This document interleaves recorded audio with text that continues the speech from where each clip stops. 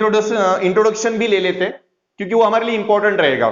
Okay, सो calculus, ये जो word आता है ना, कैलकुलस वर्ड जिसको हम बोल रहे हैं, कि सर ने भी आपको फिजिक्स में बोला होगा कैलकुलस का बेसिक कर लो, मैं भी आपको कैलकुलस कैलकुलस तब से बोल रहा हूं। तो calculus word sounds much similar to the calculation, calculation से बहुत सिमिलर लगता है ना, but it is differ than the calculation. ये पहले अपने दिमाग में क्लियर कर लो आप, calculus is not a calculation. Okay, so that is something different, वो थोड़ा सा उससे कुछ अलग जाता है। फिर कैलकुलस होता क्या है? तो कैलकुलस को हम बोल सकते हैं it's a special branch of mathematics, कि हमारे लिए मैथमेटिक्स का एक स्पेशल ब्रांच है, कि जहां पे हम क्या करते हैं, we deal with the study of functions, कि जहां पे हम टिपिकली इनको पढ़ते हैं, we do the study of functions. तो कैलकुलस में कैलकुलेशंस नहीं होते क्या? ऑब्वियसली कैलकुलस में कैलकुलेशंस होंगे, बट कैलकुलेशंस मतलब कैलकुलस ये नहीं, उसको मिस इंटरप्रेट मत करना, ठीक है ना। तो calculus deal with the entire study of the functions, कि फंक्शन से रिलेटेड मैं अलग अलग क्या स्टडी कर सकता हूं। अब सबसे पहले दिमाग में क्वेश्चन ये भी आएगा कि व्हाट इज फंक्शन, फंक्शन क्या है? तो फंक्शन के हम दो अप्रोचेस ले सकते हैं अपने लिए। We can discuss the function in a mathematical approach, तो दैट्स अ डिफरेंट थिंग, वो थोड़ा सा अलग चीज हो जाएगा, ठीक है। And we can discuss the function in a physical approach, physics में भी हम फंक्शन को थोड़ा सा अलग तरीके से डील कर सकते हैं। तो मेरे लिए फिर फंक्शन यानी क्या रहेगा? तो फंक्शन यानी यू कंसिडर एनी क्वांटिटी, आप कोई भी एक क्वांटिटी कंसिडर कर लीजिए। सो जो भी फिजिकल क्वांटिटी आप कंसिडर कर रहे हो, any physical quantity that you are going to consider and which changes with the some other quantity, जो दूसरी किसी क्वांटिटी के साथ चेंज भी हो रहा है।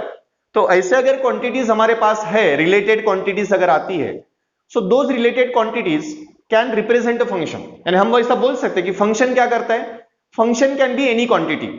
मान लो अगर हम किसी घर में आप बैठे हुए, तो घर में अगर आपके पास कोई एक हॉल है, तो हॉल का अगर आप लेंथ गिनते हो, तो that length can be a function, वो लेंथ भी एक फंक्शन हो सकता है, ठीक है। सो आप अगर किसी हॉल की हाइट गिन रहे हो, तो that height can be a function, आपके लिए हाइट भी एक फंक्शन हो सकता है, ठीक है। So anything which can vary, जो भी आपके लिए वैरी होने वाली क्वांटिटी है ना, that every quantity we consider as a function, हम मैथमेटिकली उसको फंक्शन मान सकते हैं, ठीक है। बस उसके चेंज होने का एक पर्टिकुलर पैटर्न होना चाहिए, in what particular respect pattern it gets change.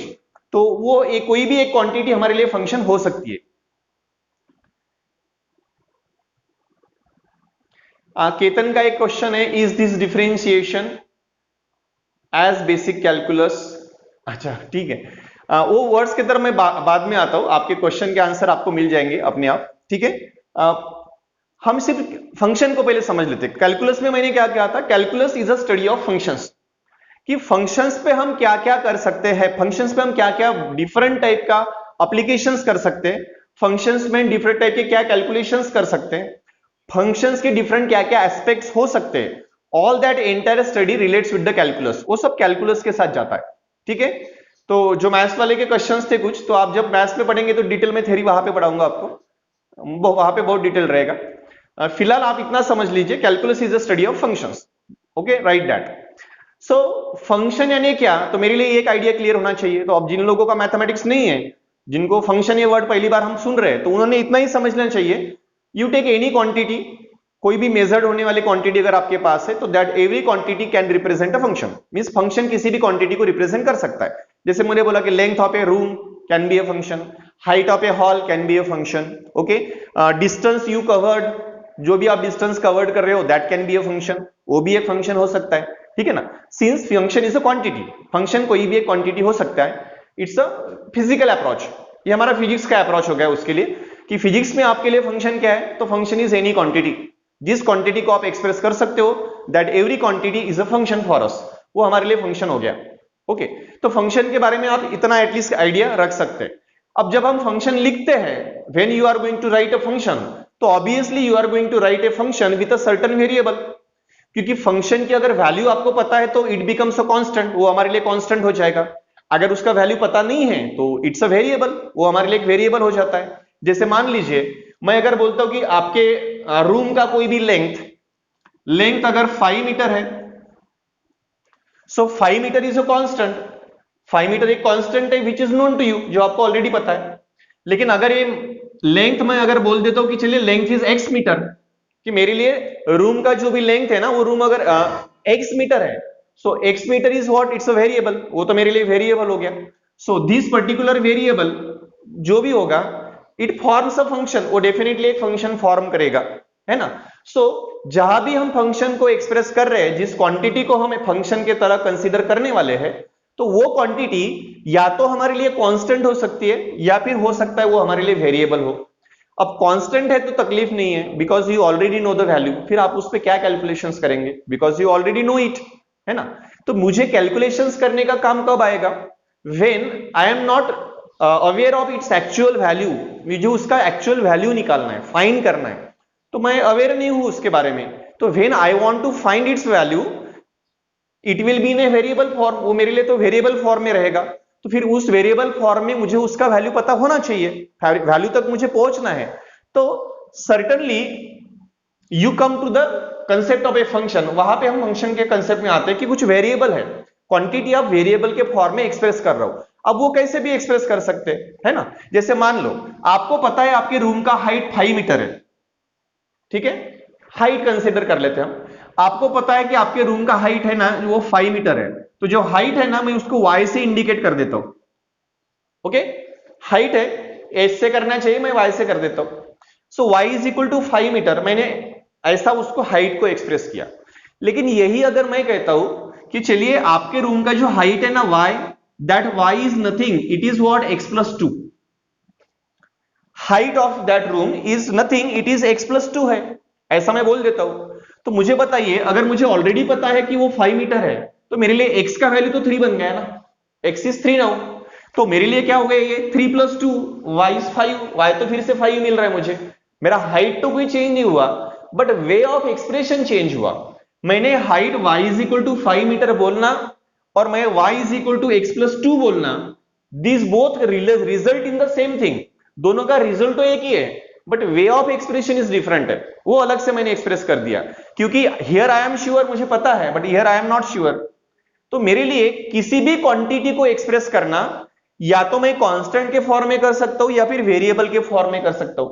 अब देखिए यही चीज अगर मैं बोलता हूं कि y is equal to what, x²+1, वही हाइट है 5 मीटर ही है, तो मैं उस हाइट को ऐसे भी एक्सप्रेस कर रहा हूं, बराबर है। अब मेरे लिए क्या बन गया x²+1, अगर मुझे ऑलरेडी पता है कि हाइट 5 मीटर है तो मैं x का वैल्यू क्या बोलूंगा 2, 2² + 1 दैट आल्सो गिव्स द 5, वो भी मेरे लिए 5 मिल रहा है। देखिए सेम हाइट है बट एक्सप्रेस कैसे हो रहा है वो देख लीजिए। सो एक्सप्रेस हो रहा है इन ए डिफरेंट मैनर, अलग अलग तरीके से हो सकता है, बराबर है। यही अगर मैं बोलता हूं कि चलिए ये जो है ना आपका हाइट जो है, so height is this, height is sin x + 4,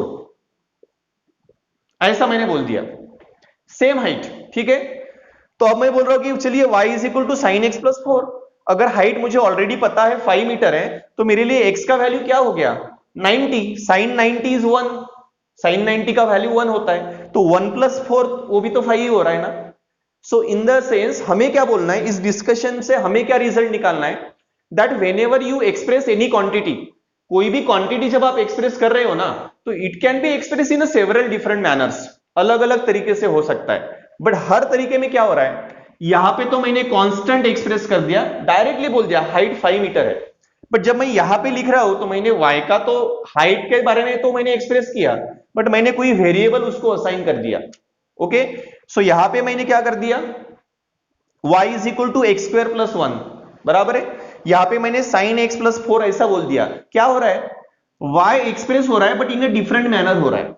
तो इससे हमें क्या समझना है कि फिजिक्स में ऐसा हो सकता है कि कोई भी एक पर्टिकुलर क्वांटिटी अगर आपको दिया हुआ है, that quantity can be express in a different manner, अलग अलग तरीके से एक्सप्रेस हो सकता है, और वो एक्सप्रेस भी किस फॉर्म में हो रहा है, जो इस हाइट से रिलेटेड आ सकता है, इस हाइट से रिलेटेड जो भी वेरिएबल्स पॉसिबल है, जो भी वैल्यूज पॉसिबल है, वो अलग अलग तरीके से एक्सप्रेस हो सकता है। अब यहां पे अगर हम देखेंगे तो मेरे लिए क्या हुआ x+2 इज ए लीनियर, ये एक लीनियर फॉर्म हो गया, x²+1 क्वाड्रेटिक फॉर्म हो गया, भाई स्क्वायर आ गया तो ये क्वाड्रेटिक बन गया, है ना।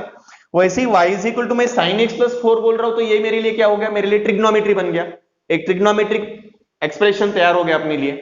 So same height can be arrange in different manners, अलग अलग मैनर्स में तैयार हो रहा है। बट यहां पे आप एक चीज नोटिस कर रहे हो क्या, यहां पे मेरे लिए y भी वेरिएबल है और x भी वेरिएबल है। ओके, तो यहां पे कांस्टेंट है मतलब वेरिएबल नहीं है क्या? Obviously you can write the 0x तो लिख सकते हैं आप, कम से कम 0x + 5 हो सकता है, बराबर है। सो y = x + 2 हो रहा है, तो y भी वेरिएबल है, x भी वेरिएबल है। y x² + 1 हो गया, y sin x + 4 हो गया, तो हो क्या रहा है, two variables are connected to each other by these relations. ये जो इक्वेशंस है ना, ये इक्वेशंस क्या कर रहे हैं, सो ये इक्वेशंस वेरिएबल्स को एक दूसरे के साथ कनेक्ट कर रहे हैं, है ना। तो मेरे लिए y एक वेरिएबल था, ये किसी दूसरे वेरिएबल के फॉर्म में अरेंज हुआ, यानी मुझे अगर x का वैल्यू पता है तो मुझे y मिल सकता है। दैट मींस y किस पे डिपेंड है, x पे डिपेंड है। वैसे ही यहां पे y is dependent on x² पे डिपेंड है, यानी x पे डिपेंड है। यहां भी y is dependent of x पे डिपेंड है, जबकि वेरिएबल तो दोनों है ना, दोनों भी वेरिएबल है हमारे लिए। सो यहां पे y is a variable, x is also variable, but in every relation आपको दिख रहा है y is dependent of x, y x पे डिपेंडेंट करता है, बराबर है। तो जब भी x पे अगर y डिपेंड करता है तो x तो किसी और पे डिपेंडेंट नहीं है ना, x तो खुद इंडिपेंडेंट है। तो इन सच केस हम x को बोलते हैं इंडिपेंडेंट वेरिएबल, x हमारे लिए इंडिपेंडेंट वेरिएबल हो गया। जबकि y खुद x पे डिपेंड है तो y is called age dependent, ये तो हमारे लिए डिपेंडेंट वेरिएबल हो गया।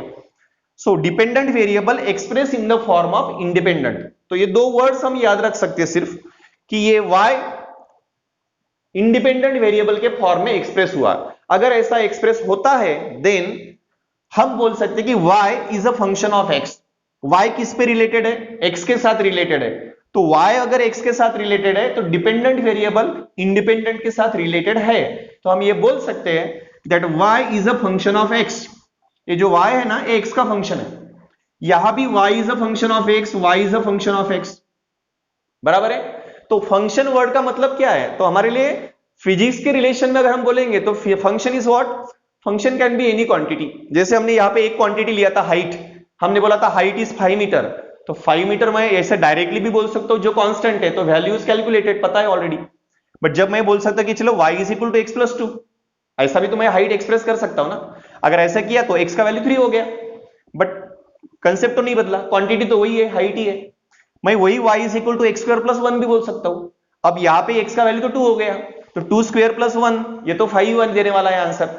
बट हुआ क्या, सेम चीज, सेम हाइट वाला जो क्वांटिटी था वो इस तरीके से एक्सप्रेस हुआ, वही हाइट क्वांटिटी ऐसे भी एक्सप्रेस हुआ, वही हाइट क्वांटिटी ऐसा भी एक्सप्रेस हुआ।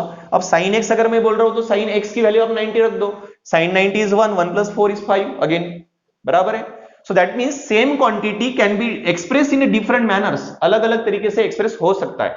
सो ऐसा कोई भी क्वांटिटी अगर एक्सप्रेस हो सकता है डिपेंडेंट और इंडिपेंडेंट वेरिएबल के फॉर्म में, then dependent variable is called as the function of independent variable. तो y को हम x का फंक्शन बोलेंगे, ठीक है। फंक्शन का इतना ही सिंपल मीनिंग आप याद रखो, बाकी मैथ्स वाले देखते बैठेंगे वो, हमें उससे बाकी लोगों को लेन देन नहीं है, ठीक है ना। फंक्शन क्या है तो आप सिंपल समझ लीजिए, function is just a quantity. आप कोई भी क्वांटिटी ले लीजिए, function can express any quantity, चाहे वो लेंथ हो, चाहे वो हाइट हो, चाहे वो डिस्टेंस हो, चाहे कुछ भी हो। वेरिएबल के फॉर्म में जो क्वांटिटी आप एक्सप्रेस करेंगे that will relate to certain function, okay, वो किसी ना किसी फंक्शन को रिप्रेजेंट करेगा, ठीक है। तो फंक्शन है तो वो किसी इक्वेशन को रिप्रेजेंट करेगा। अगर कोई इक्वेशन है y और x के फॉर्म में तो it will represent certain function, वो कोई ना कोई फंक्शन को रिप्रेजेंट करेगा। फिर वो फंक्शन कुछ भी हो सकता है, जैसे फिजिक्स में लैंग्वेज में बोलेंगे तो डिस्टेंस, वेलोसिटी, एक्सेलरेशन सब फैमिलियर वर्ड है अपने लिए, है ना। वेलोसिटी लिख रहे हो तो इक्वेशन लिख रहे हो ना आप, एक्सेलरेशन लिख रहे हो तो इक्वेशन तो लिख रहे हो ना। सो वेरिएबल्स को इंक्लूड करने वाला इक्वेशन जहां भी आता है वो किसी ना किसी फंक्शन को रिप्रेजेंट करेगा ही, वो कोई ना कोई फंक्शन रहेगा ही हमारे लिए। तो जहां भी ऐसे वेरिएबल्स है जो एक दूसरे से डिपेंडेंट है, एक वेरिएबल दूसरे से कनेक्टेड है, तो that will definitely represent a function, वो किसी ना किसी फंक्शन को रिप्रेजेंट करेगा। तो पहले फंक्शन के बारे में अपना आइडिया क्लियर रखिए कि फंक्शन यहाँ होता क्या है, फंक्शन बोलेंगे किसको, ठीक है। सो this is the simple concept of a function. तो फंक्शन अगर हमारे लिए क्लियर है, ओके, तो आप लोगों को लगता है कि फंक्शन की आइडिया क्लियर है कि आप लोगों की, मैथ्स वाले नहीं बोलेंगे, कोई मैथ्स वाला रिप्लाई नहीं करेंगे, सभी फंक्शन है ना। y is a function of x in every case, मैं y और x में लिख रहा हूं, सो अगर कोई फंक्शन हमें रिप्रेजेंट करना है तो it is generally represented by F. Function को हम एफ से रिप्रेजेंट कर देते हैं। सो वाई अगर मुझे पता है कि एक्स का फंक्शन है तो we generally write like this, हम ऐसे लिखते हैं y is function of x. पढ़ते वक्त हम उसको बोलते हैं कि y is f of x, है ना। So y is function of x, तो y under this function f x से कनेक्टेड है ना। वाई अगर कोई एक वैल्यू है, क्वांटिटी है, एक्स अगर दूसरी कोई क्वांटिटी है, तो ये दोनों क्वांटिटी एक दूसरे से कनेक्टेड है। किसकी वजह से कनेक्टेड है? बाय सम फंक्शन। वो कोई भी एक फंक्शन हो सकता है। सो वाई और एक्स एक दूसरे से कनेक्टेड है ड्यू टू सम फंक्शन। तो इसको लिखते हुए हम लिखते हैं y is equal to f of x. तो कहीं y is equal to f of x आएगा तो कंफ्यूज मत होना है, उसमें कोई टेंशन भी नहीं लेना है कि भाई y is equal to f of x चीज क्या है। Nothing, y is function of x, that simple. ठीक है, y और x में किसी f ने एक रिलेशन तैयार किया हुआ दोनों में, तो वो रिलेशन यानी हमारे लिए फंक्शन बन गया। ओके, चलिए, तो ये हमारे लिए सिंपल फंक्शन का कंसेप्ट है।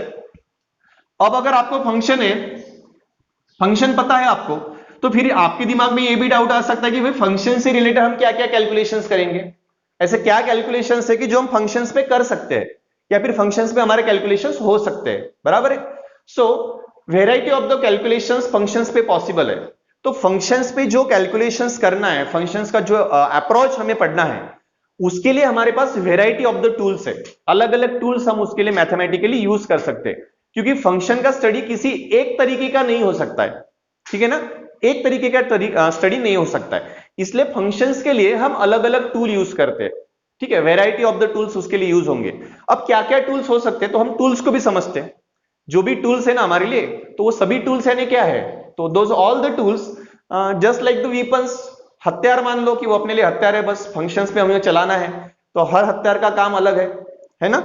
तो वही सब टूल्स हमें पढ़ना भी है। अब फंक्शंस में मैं अलग अलग टूल्स क्या यूज कर सकता हूं, देखिए बहुत सारे अलग अलग टूल्स यूज किए जा सकते हैं। तो उसमें से एक टूल तो फंक्शन के लिए हमारा क्या होगा, तो वन टूल भी व्हाट, तो फंक्शंस पे एक टूल हम यूज करते हैं, कैलकुलस के ये टूल्स हो गए, हम उसको लिमिट्स बोलते हैं। ठीक है, limits can be one tool, then differentiation can be another tool, integration can be another tool. Okay, so limits हो गया, differentiation, integration, these are the different tools. ये सब अलग अलग टूल्स है कि जो हम फंक्शंस पे ऑपरेट कर सकते हैं। फंक्शंस को यूज करके इतने सारे अलग अलग टूल्स उस पे अप्लाई कर सकते हैं, और हर टूल आपको डिफरेंट पर्पस के लिए यूज करना है, सबका काम एक ही नहीं है। ठीक है, तो डिफरेंट पर्पस में ये सभी टूल्स यूज होने वाले हैं। अब डिफरेंट पर्पस क्या रहेंगे, तो आपकी रिक्वायरमेंट क्या है उस पर डिपेंड करेगा, है ना। तो मेरे लिए जैसे देख लिए, लिमिट टूल मैं कब यूज करता हूं, क्यों काम आएगा मुझे लिमिट्स का, क्योंकि याद रखना calculus is a branch that studies with the function, but that is the most applicative branch बोल सकते हैं हम, कि रियलिस्टिक, जहां भी रियल लाइफ यूज आएगा, रियल लाइफ सिनेरियोज आएंगे, वहां पे आपका कैलकुलस काम में आएगा। कैलकुलस आपके हर रियल लाइफ सिनेरियोज में, जहां पे हम बोल सकते हैं कि रियल टाइम कैलकुलेशंस जहां पे आपको काम में आएंगे, वहां पे ये सभी टूल्स काम में आते हैं। बट सभी टूल्स का पर्पस अलग है, अलग अलग काम से हम सभी टूल यूज करेंगे। लिमिट्स को अगर आप देखेंगे कि ये टूल को अगर आपको यूज करना है, तो कहां पे टूल यूज करेंगे ये लिमिट्स वाला। देखिए मान लीजिए आपके पास ये कोई भी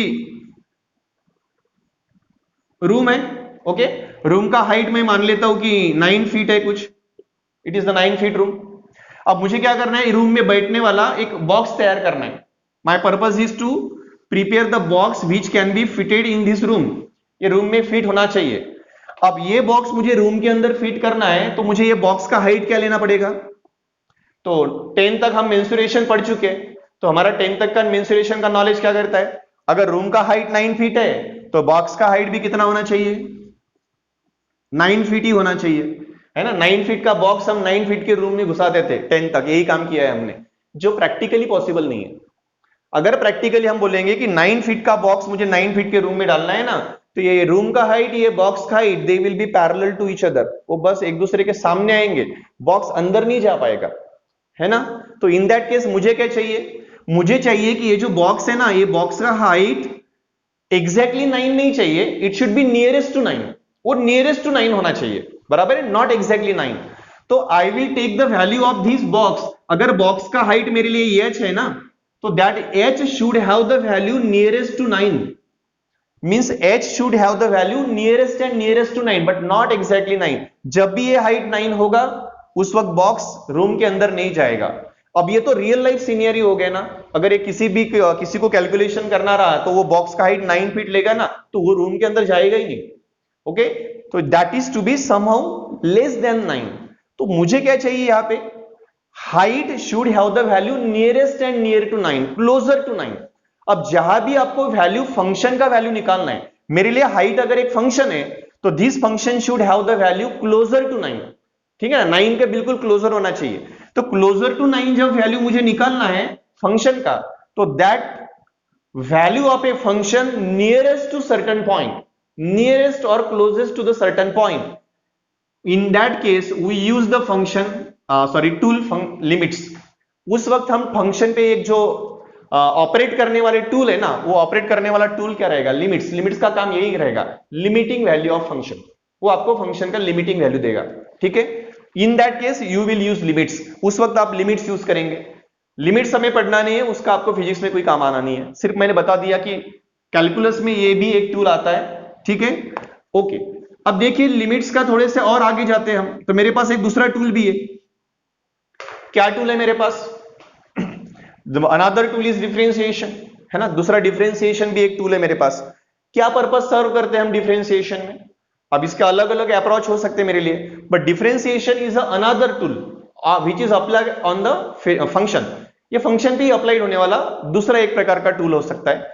कहां काम आ सकता है मुझे, अब मुझे इसके अलग अलग अप्रोचेस रहेंगे डिफरेंशिएशन के, अलग अलग कंसेप्ट्स भी बनेंगे। मुझे यहाँ पे इसको ज्योमेट्री में यूज करना है क्या, मुझे इसको फिजिक्स में यूज करना है क्या, या फिर मुझे इसको मैथमेटिकली यूज करना है। अलग अलग जगह पे डिफरेंशिएशन के अप्रोचेस चेंज होंगे। ठीक है, बट बेसिक हम आइडिया पहले डिफरेंशिएशन का समझ लेते हैं, क्योंकि मुझे उसके कंसेप्ट भी यूज करना है।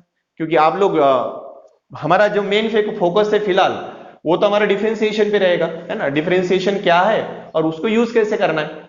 ओके, सो डिफरेंशिएशन कहां पे हम यूज कर सकते हैं, क्या उसका आइडिया हो सकता है। अब मान लीजिए मेरे पास कोई भी एक क्वांटिटी है, say y is equal to f of x. अब मैं इस क्वांटिटी को फंक्शन भी बोल सकता हूं ना, y is a function of x। तो y किस पे डिपेंडेंट है, x पे डिपेंडेंट है। ओके, सो जब भी आप x को चेंज करेंगे, x में आप कोई भी वैल्यू चेंज करेंगे, तो obviously there will be the certain change in y। तो y में कोई ना कोई चेंज तो होगा ऑब्वियसली, बराबर है, क्योंकि दोनों तो एक दूसरे से रिलेटेड है। ठीक है, सो x में अगर चेंज होता है तो corresponding there is a change in y, तो y में भी कुछ चेंज होगा। ठीक है, अब ये जो चेंज होने वाला है, ये चेंज अगर मुझे मेजर करना है, actually I have two quantities, मेरे पास तो दो क्वांटिटीज है जो एक दूसरे से रिलेटेड है, एक y है और दूसरा x है। They are related to each other and I want to study their respective changes. वो चेंजेस मुझे स्टडी करना है।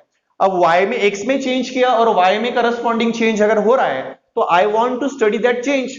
अब दो चीजों में होने वाला करस्पॉन्डिंग चेंज अगर पढ़ना है ना, तो मैथ्स में हमारे पास एक सिंपल टूल है, 9 10th में हम पढ़ चुके हैं। That tool is what, ratio. उसको हम रेशो बोलते हैं। Ratio always gives us the comparative study. हमेशा कंपैरेटिव स्टडी जहां पे आएगा ना, हम रेशो को यूज करते हैं। जैसे मेरे पास a एक वैल्यू है, b एक वैल्यू है, और मुझे पढ़ना है कि चलिए ये a और b एक दूसरे के कितने टाइम्स है, how many times a is of b। क्या करते थे आप लोग, यू सिंपली टेक दिस, हम a और b का रेशियो लेते थे। मुझे b a के कितने टाइम्स है अगर ये पता करना है, तो मैं क्या करता था, so we used to take b upon a, हम b अपॉन a कर देते थे। अब हमारा पर्पस क्या है, हमारा पर्पस है अगर x में चेंज हुआ तो y में भी तो चेंज होने वाला है, और मुझे x और y में जो चेंज हो रहा है, I want to study that change. मुझे वो स्टडी चेंज को स्टडी करना है। मान लीजिए x में होने वाला जो भी स्मॉलर चेंज है ना, I consider that change as this. मैं उस चेंज को कुछ डेल x मान लेता हूं, तो y में होने वाला चेंज भी तो कुछ होगा डेल y। तो ये डेल x से कंफ्यूज नहीं होना है, it's any small change in x। ठीक है, तो x में होने वाला स्मॉल चेंज कैसा भी आप डिनोट कर सकते हैं, तो मैं डेल x से कर रहा हूं। ठीक है, वैसे ही y में होने वाला चेंज भी मैंने डेल y से चेंज कंसीडर किया। नाउ मुझे क्या स्टडी करना है, change in y with respect to x। y में होने वाला change with respect to x, ये मुझे स्टडी करना है। तो ये चेंज कैसे मिलेगा, that will be again ratio, वो भी तो रेशो होगा। तो वो रेशो मुझे मिल जाएगा, that is del y upon del x, ये हो जाएगा रेशो। ओके, ठीक है, so that ratio is given by del y upon del x। This is the ratio.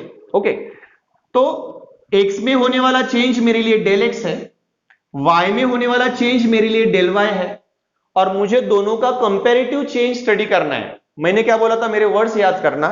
I want to study rate of change of this y with respect to x, क्योंकि y अगर x के साथ change हो रहा है तो भाई ये कौन से रेट में चेंज हो रहा है, क्या रेट है उसके चेंज होने का।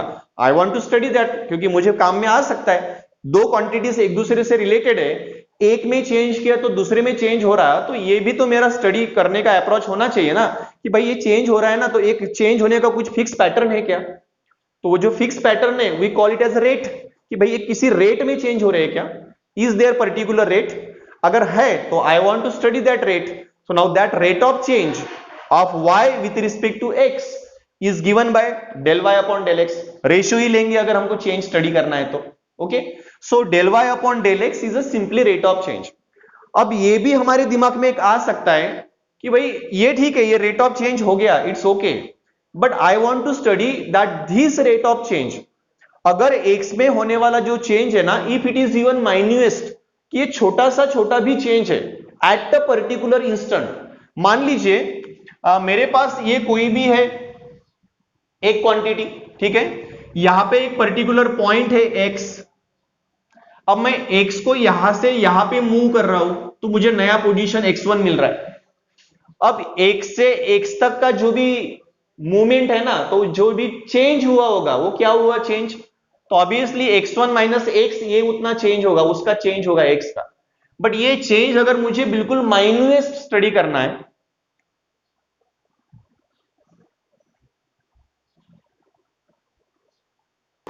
ओके, देखिए अपना डिस्कस कहां पे चल रहा था।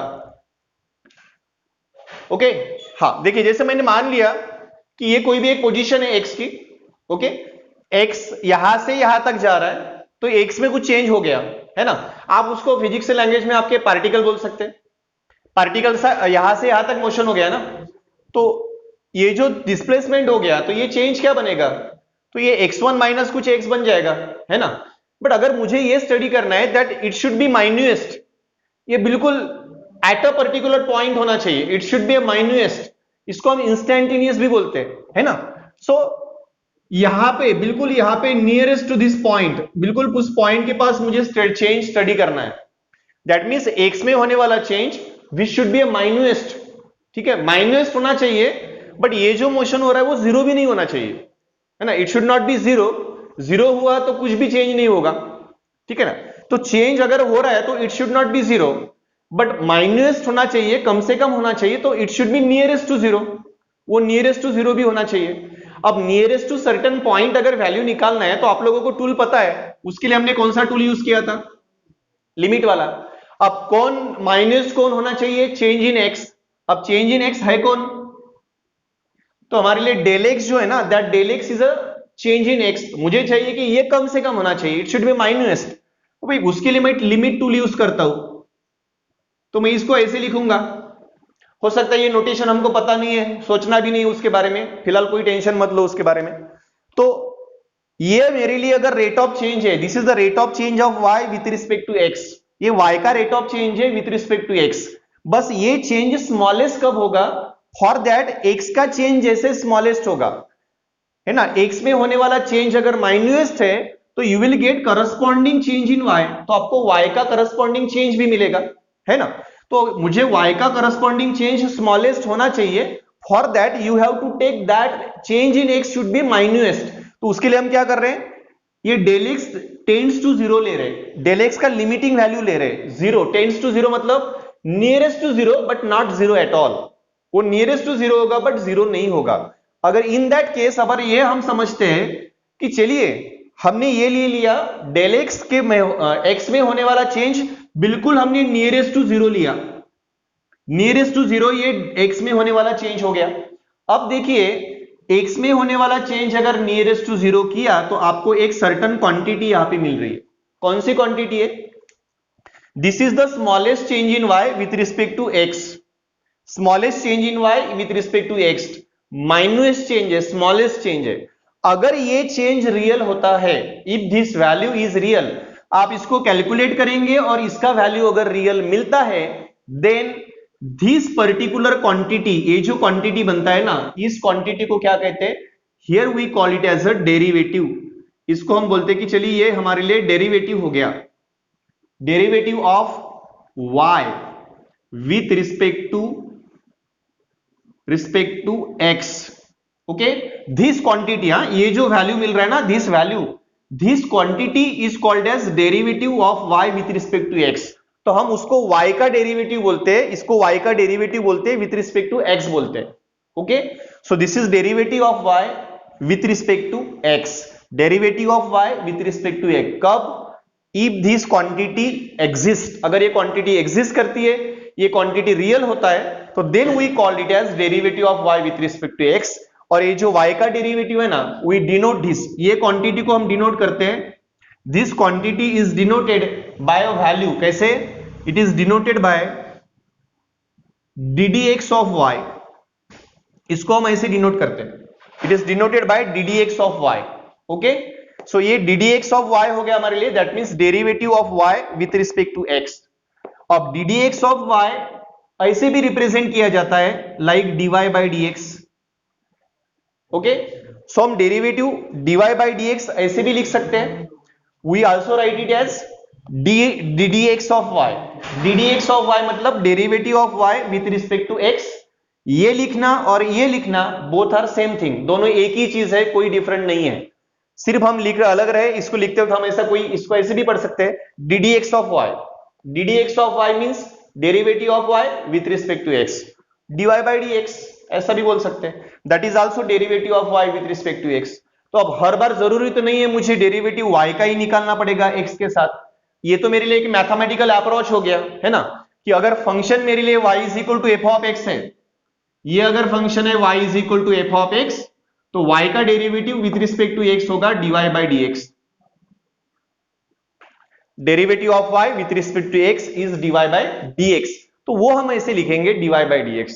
ओके, अब फंक्शन अगर f ऑफ x है ना, तो इसका डेरिवेटिव आप ऐसे भी लिख सकते हैं, f ऑफ x अगर फंक्शन है तो it is written like this, इसका डेरिवेटिव ऐसे भी लिखा जाता है f dash of x। Okay, so f dash of x और dy बाई dx कोई डिफरेंट है? No, both are same thing, दोनों एक ही चीज है। y का derivative with respect to x लिखना dy बाई dx ऐसा भी लिख सकते हैं। फंक्शन अगर आपने सिर्फ f ऑफ x बोला है, तो f ऑफ x का डेरिवेटिव क्या हुआ? Again f dash of x, वो भी हम f डैश ऑफ x ऐसा भी लिख सकते हैं। कभी कभी अगर मेरे लिए y, ये फंक्शन है y is equal to f of x, तो y का डेरिवेटिव dy बाई dx, इसको हम ऐसा भी लिखते हैं y डैश, उसको हम y डैश भी लिख सकते हैं। सो y dash and dy by dx again same, दोनों भी एक ही चीज है, नोटेशंस डिफरेंट है, दोनों एक ही चीज रिप्रेजेंट कर रहे हैं, बट उसके नोटेशन सिर्फ डिफरेंट है, कोई dy बाई dx लिखेगा, कोई f डैश ऑफ x लिखेगा, कोई y डैश लिखेगा, कोई इससे भी आगे जाके y1 भी लिख लेता है, y1 is the first derivative of y। तो नोटेशंस में भी डिफरेंट, वो अलग अलग नोटेशंस हो सकते हैं, but not necessarily every time y1 derivative represent करेगा ऐसा जरूरी नहीं है। तो आप जिस प्रॉब्लम के साथ डील कर रहे हो वहां पे कौन सा नोटेशन यूज किया है, अकॉर्डिंगली आपको सोचना पड़ेगा, है ना। तो क्योंकि y1 तो कोऑर्डिनेट भी हो सकता है किसी पॉइंट का, तो जरूरी नहीं है y1 हम हर बार डेरिवेटिव बोलेंगे, क्या वो एज अ डेरिवेटिव यूज किया गया है, वो नोटेशंस देखिए, देन यू कैन कंप्राइज, उससे आप उसको जो भी कॉम्प्रहेंड करना है वो कर सकते हैं, ठीक है। सो this is the simple concept of derivatives, ये डेरिवेटिव्स का कंसेप्ट है आपके लिए, क्योंकि आप फिजिक्स में यूज कर रहे हो, तो बहुत से लोगों के दिमाग में ये क्वेश्चन पहले आ सकता है कि भाई हम डेरिवेटिव निकाल क्यों रहे, है ना, और डेरिवेटिव निकाल रहे तो भाई ये है क्या एक्चुअली। तो बी श्योर, अगर y is equal to f of x अगर एक कोई फंक्शन है, तो फंक्शन यानी y और x दो क्वांटिटीज है, तो एक दूसरे से रिलेटेड है, बराबर है, और आपको क्या करना है, रेट ऑफ चेंज, y का रेट ऑफ चेंज पढ़ना है विथ रिस्पेक्ट टू x। तो हम डेरिवेटिव को ऐसा भी डिफाइन कर सकते हैं that rate of change of one quantity with respect to other is called as derivative. Rate of change of one quantity with respect to other is called as derivative of first quantity with respect to other, ठीक है। तो उसको first quantity का दूसरे quantity के साथ derivative भी बोला जा सकता है। सो rate of change is a derivative. Derivative को अलग अलग तरीके से समझा जा सकता है, अलग अलग तरीके से डिफाइन भी हो सकता है। जैसे यहां पे देख लीजिए, ये x का इंक्रीमेंट है, ये अगर y का इंक्रीमेंट है, तो हमने del y by del x लिखा, तो इसको इंक्रीमेंटरी रेशियो भी बोलते हैं। तो derivative is also defined as incrementary ratio, उसको इंक्रीमेंटरी रेशियो भी बोला जा सकता है, ये भी उसका एक डेफिनेशन बन जाता है। बट हम फिजिक्स के अप्रोच में हम उसको सोचेंगे, तो फिजिक्स में हम क्या बोलेंगे, rate of change of one quantity with respect to other, rate of change of one quantity with respect to other is called as derivative of first quantity with second. ठीक है, तो this is a simple concept of derivative. तो यहां तक सब लोग clear हो क्या? अगर डाउट है तो पूछ लीजिए कुछ भी।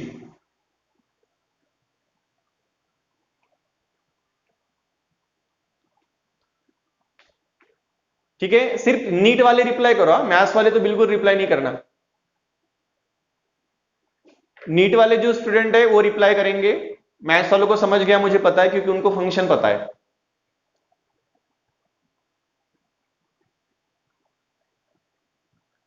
ओके, सविनय, स्नेहित, ठीक है, चिन्मय, संचित, चलिए प्राची, क्लियर है। यानी अभी अगर फिजिक्स में कभी डेरिवेटिव बोला जाए तो आपके दिमाग में कंफ्यूजन नहीं होना चाहिए। भाई डेरिवेटिव चीज क्या है? इट इज नथिंग, आप दो क्वांटिटी ले लो जो एक दूसरे से रिलेटेड है, तो rate of change of one quantity with respect to other, तो दैट रेट इज डेरिवेटिव। तो जहां भी आपको रेट ऑफ चेंज लेना पड़ेगा, सिंपली आप कौन सा टूल यूज करेंगे? अगर सर ने कभी बोल दिया अरे भाई इसका रेट ऑफ चेंज लेना है, तो क्या करेंगे? सिंपली अपना टूल आएगा डेरिवेटिव कि you will take the derivative. Okay, इसका एक सिंपल एग्जांपल भी देखते हैं अपन। चलिए, आदित्य, केतन, सबके लिए ओके है? ठीक है। केतन, कुछ डाउट है क्या? ओके, आपने लाइट भेज दिया, वो लाइट है या बलून है पता नहीं, है ना? बलून है तो हवा में हो सकता है, सर के ऊपर से तो नहीं चला गया ना? हाँ, बताना, वैसे कुछ भी इश्यूज है तो आप लोग पूछ सकते हो।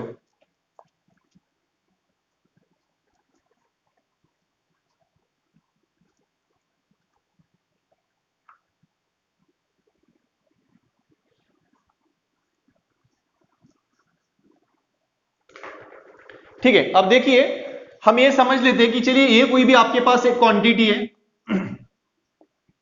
तो ये क्वांटिटी को हम चलिए डिस्प्लेसमेंट मान लेते हैं। डिस्प्लेसमेंट आपके फैमिलियर क्वांटिटी आपके लिए, तो ये अगर मेरे लिए डिस्प्लेसमेंट है, तो डिस्प्लेसमेंट अगर हो रहा है, तो if there is change in displacement, displacement में चेंज कब होगा? अगर वो डिस्प्लेसमेंट एक्चुअली होगा, there is a certain motion, ठीक है, तो विथ रिस्पेक्ट टू टाइम हो जाएगा।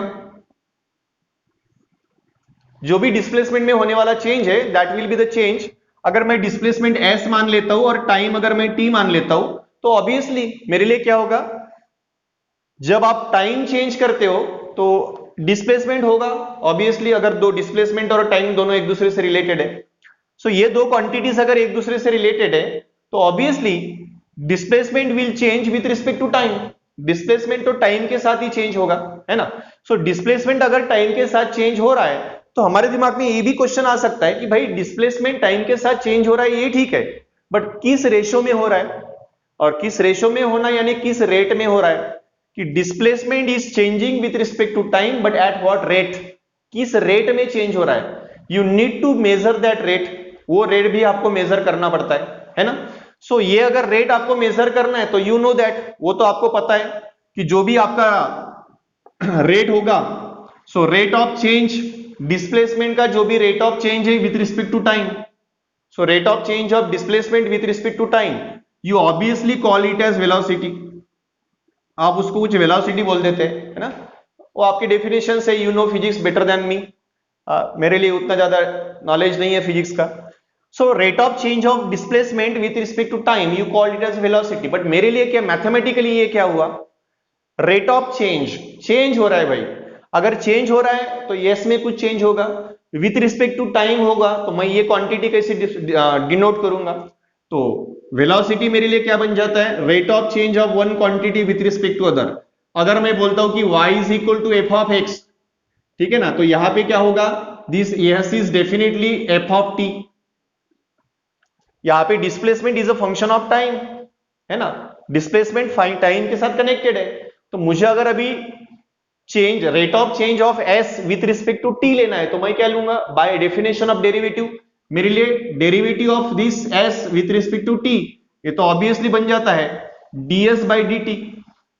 अगर rate of change of y with respect to x मेरे लिए dy बाई dx होता है, rate of change of y with respect to x according to our definition अगर dy बाई dx होता है, तो definitely rate of change of displacement with respect to time क्या होगा, it is ds by dt, ये तो हमारे लिए ds बाई dt बन जाएगा।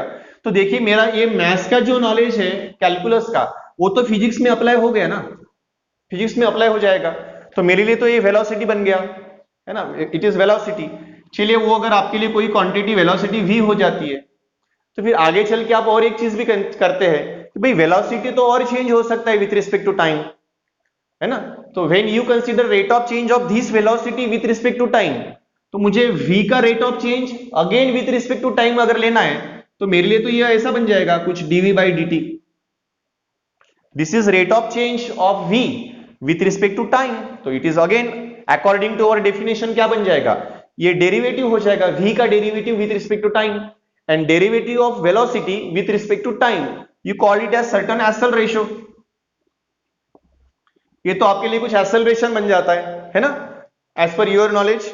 सो मेरे लिए ये dv बाई dt भी बन जाता है, that is the value of a, वो आपके लिए a का वैल्यू होता है। तो फिजिक्स में जहां जहां हमें ये काम आएगा कि मुझे कुछ वेलोसिटी निकालना है, एक्सेलरेशन निकालना है, तो what you are actually doing, you are taking the rate of change of one quantity with respect to other, और rate of one quantity, rate of change of one quantity with respect to other, ये मेरे लिए क्या है, mathematically it's a rate of change, तो वो तो differentiation हो गया। तो यहां हम कैलकुलस का कौन सा टूल यूज कर रहे हैं, तो यहां हम कैलकुलस का डिफरेंशिएशन टूल यूज करेंगे। अगर वो टूल यूज करना है तो मुझे वो टूल आना भी चाहिए ना, यूज करते भी आना चाहिए, क्योंकि वो टूल कहां पे यूज करेंगे तो वो it all depends on a definition of function, वो तो फंक्शन पे डिफिनेशन पे डिपेंड करेगा। क्योंकि तो आपको पता है ना y इज इक्वल टू, हमने क्या बोला था, हमने 5 भी बोला था, हमने y is equal to x plus 2 भी बोला था, सेम क्वांटिटी। हमने y is equal to x square plus 1 भी बोला था, हमने सेम क्वांटिटी को y is equal to sine x plus 4 भी बोला था, बराबर है। अब देखिए ये जो y है मेरे लिए यहां कांस्टेंट है, बट यहां पे तो x प्लस 2 हो गया, जो लीनियर फंक्शन है हमारे लिए, एक लीनियर क्वांटिटी है ना, x का पावर 1 है तो लीनियर हो गया, algebraic quantity. X square plus 1 मेरे लिए क्या बन जाता है, क्वाड्रेटिक बन जाता है, अलजेब्रिक है बट क्वाड्रेटिक भी है। वैसे ही मेरे लिए साइन एक्स प्लस 4 हो जाता है, ठीक है, तो ये तो मेरे लिए ट्रिग्नोमेट्रिक क्वांटिटी बन गया। तो मुझे अगर डिफरेंशिएशन टूल यूज करना है, रेट ऑफ चेंज यूज करना है, तो डिपेंड ये करेगा कि भाई जिसका मैं रेट ऑफ चेंज ले रहा हूं ना, वो क्वांटिटी एक्सप्रेस हुआ कैसे है, वो क्वांटिटी अलजेब्रिक फॉर्म में एक्सप्रेस हुआ है, वो क्वांटिटी ट्रिग्नोमेट्रिक फॉर्म में एक्सप्रेस हुआ है, वो क्वांटिटी एक्सपोनेंशियल फॉर्म में हुआ है, कैसे हुआ है। हो सकता है ना कोई यही चीज अगर हो सकता है मुझे कि y is equal to 2 to the power x plus 1 ऐसे लिख दे, ये भी पॉसिबल है। यहां पे मैं अगर x का वैल्यू 2 रख देता हूं तो 2 to the power 2 that is 2 square plus 1 is again 5, but मुझे जो क्वांटिटी मिला ये तो 2 टू द पावर x है, कांस्टेंट का पावर वेरिएबल है, तो ये एक्सपोनेंशियल हो गया, इसको हम एक्सपोनेंशियल बोलते हैं, तो ये एक्सपोनेंशियल फॉर्म में बन गया, बराबर है। सो इट ऑल डिपेंड्स कि मुझे जो फंक्शन मिल रहा है ना, वो फंक्शन कौन से फॉर्म में है। अगर वो किसी एक ही फॉर्म में होता ना, तो आपके लिए डेरिवेटिव पढ़ना ना पढ़ना it will be similar, but वो फंक्शन किसी भी फॉर्मेट में आ सकता है, एक्सपोनेंशियल, ट्रिग्नोमेट्रिक, अलजेब्रिक, लॉगरिथमिक भी हो सकता है, it can be in any form. अब वो फंक्शन मेरे सामने किसी भी फॉर्म में आया तो भी मुझे उसका रेट ऑफ चेंज निकालते आना चाहिए, and that's why I need the tool of differentiation. मेरे पास डिफरेंशिएशन टूल का कंप्लीट नॉलेज होना चाहिए। तो मेरे लिए ये भी पता होना चाहिए कि फंक्शन में जो इंक्लूडेड क्वांटिटीज है ना, कभी x होता है, कभी एक्स स्क्वायर होता है, कभी साइन एक्स होता है, तो ये जो इंक्लूडेड क्वांटिटीज है फंक्शन में आने वाली, इन सबके मुझे डेरिवेटिव्स आने चाहिए। I must know the differentiation. तो याद रखिए डेरिवेटिव एंड डिफरेंशिएशन दो वर्ड मेरे आते रहेंगे, ठीक है ना। सो मैंने बोला था कि ये ds बाई dt क्या है, derivative of s with respect to t, okay, ये डेरिवेटिव हो गया।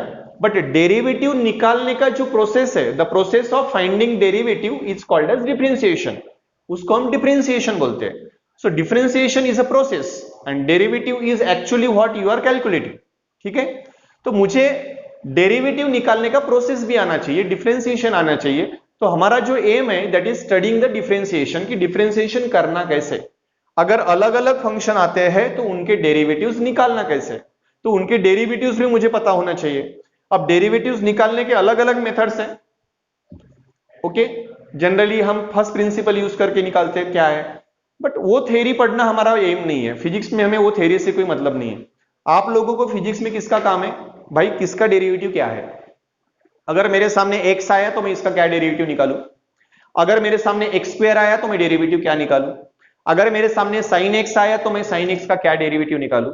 सो our aim is to study only derivatives. तो मैं पहला हम क्या करेंगे, we will list down the derivatives.